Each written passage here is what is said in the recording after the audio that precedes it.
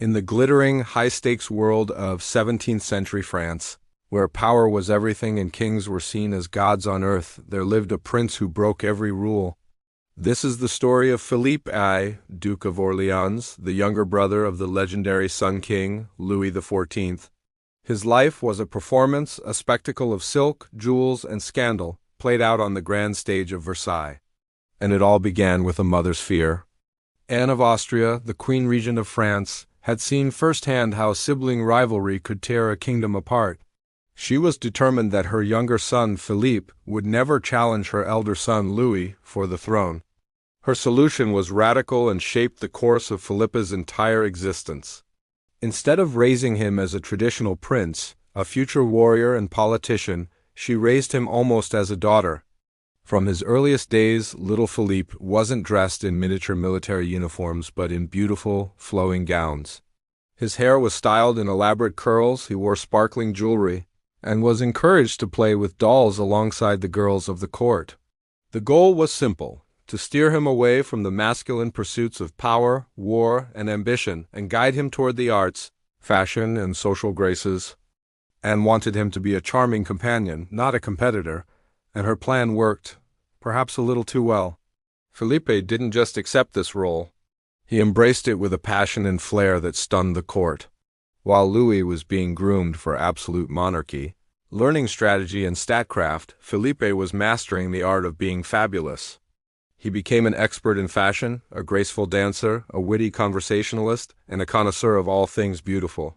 He adored gossip, theatrical performances, and the intricate social rituals of court life. His personal style was legendary.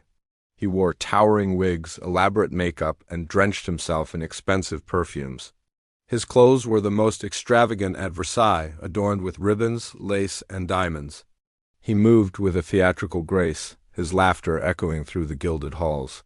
In an era defined by rigid masculinity and martial prowess, Philippe was unapologetically, flamboyantly himself. He was a walking, talking work of art. The court didn't always know what to make of him.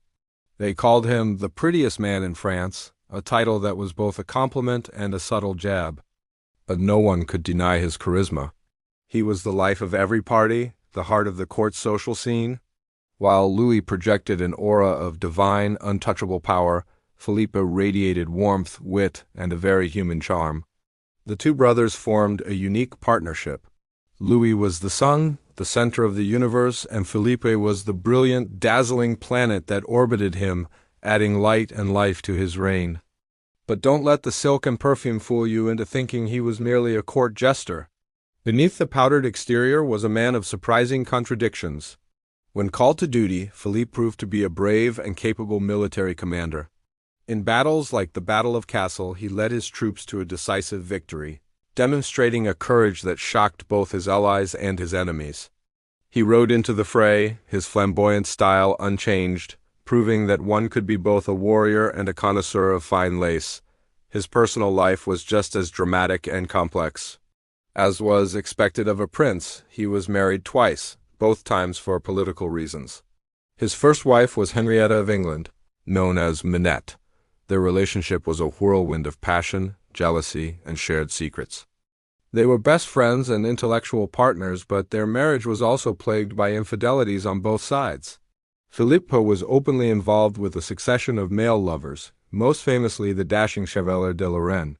This was an open secret at court, a testament to Philippe's refusal to hide who he was, even in a deeply religious and conservative time. When Minette died suddenly and tragically, the court was plunged into mourning, and Philippe was devastated. His second marriage to Elizabeth Charlotte of the Palatinate, or Lissalot, was a different story. She was plain-spoken, down-to-earth, and initially shocked by the decadent French court and her husband's lifestyle.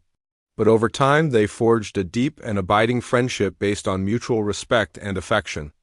They had children who would secure the Orléans lineage, and Lissalot's voluminous letters give us one of the most vivid and honest portraits of her husband and the world they inhabited.